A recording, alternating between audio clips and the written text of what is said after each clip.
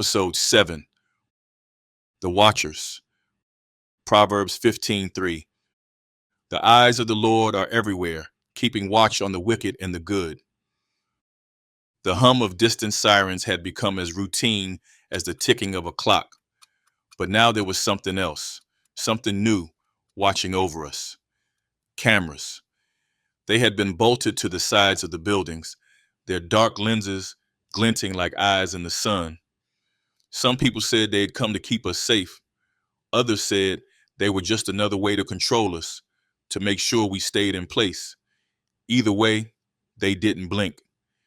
The block was already a game of survival, but with those cameras, it felt like every move mattered 10 times more.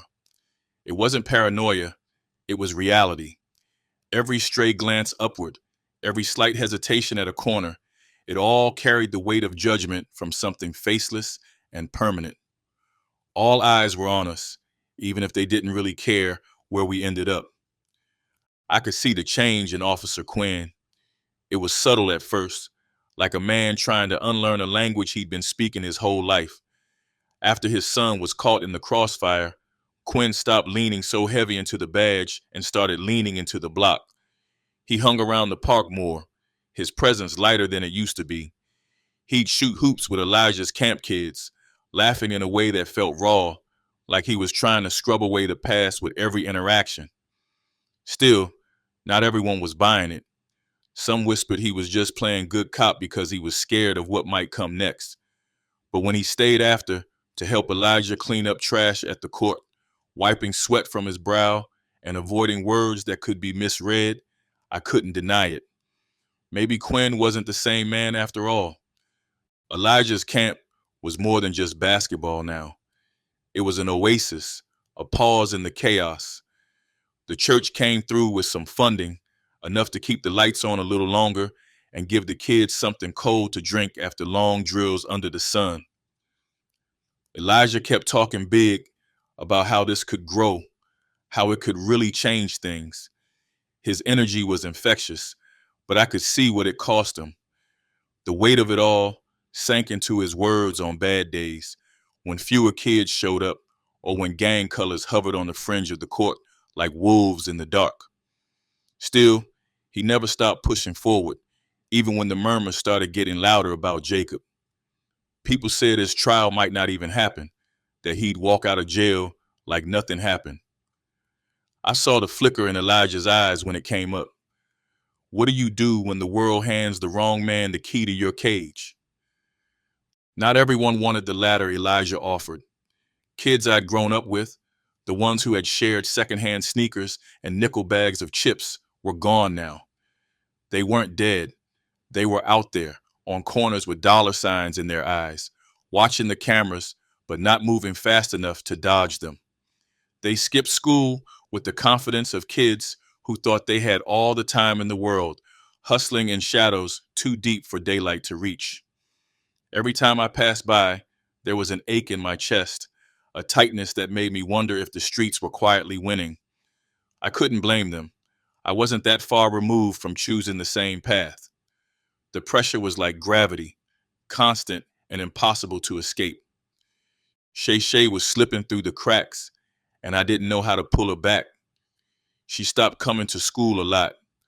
When she did show up, she moved like a phantom through the halls, head down, disappearing before the final bell. I saw her less and less on the block, and when I did catch a glimpse, her frame felt smaller, her laughter buried under layers I couldn't peel back. Some people said it was Jacob's arrest that had gutted her, but I knew better. After her pops vanished right before Jacob went away, something broke. Her house felt too big for her now, the porch empty, windows sealed up. I thought about reaching out, saying something, but all I ever did was watch, helpless as she drifted further. On quieter nights, when the streets settled into their uneasy calm, I'd find myself staring at the darkened corners, tracing the web of my own choices. The code of the block didn't come with directions.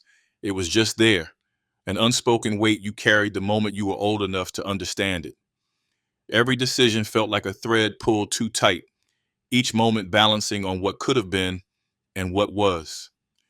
Elijah had said my grades could be my weapon, but sometimes it didn't feel like enough. A GPA wasn't armor. It didn't stop bullets or silence the whispers that told you to just give in. The psychological pull of the streets wasn't some loud, flashy demand. It was quiet, persistent, and painfully reasonable. I kept catching myself thinking back to Dr. J, the way he'd nodded at me that one time outside the bodega, like he saw something in me I hadn't yet figured out.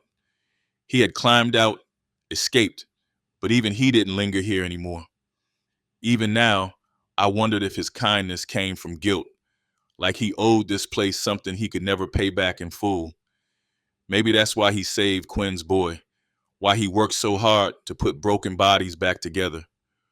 Or maybe it was just his way of surviving the memories that wouldn't let him go. Either way, Dr. J's existence gave me pause, made me wonder if there was really a map out of this place, or if it was just luck that determined who made it and who didn't. The block was alive in its own haunted way, a place that demanded your presence but punished your belief in it. Every step I took felt heavier, every night longer. Sometimes I could hear Shay Shay's voice in my head, those words she'd said before retreating into her private war. You can feel it, can't you? This ain't over. And she was right. It wasn't over. It wasn't ever going to be over, not really. The streets had a rhythm of their own, a beat that everyone danced to, whether they chose to or not. And as I stood there, under the unblinking gaze of yet another camera, I felt it again, that edge, the thinning line between who I thought I was and whoever I might have to become just to survive.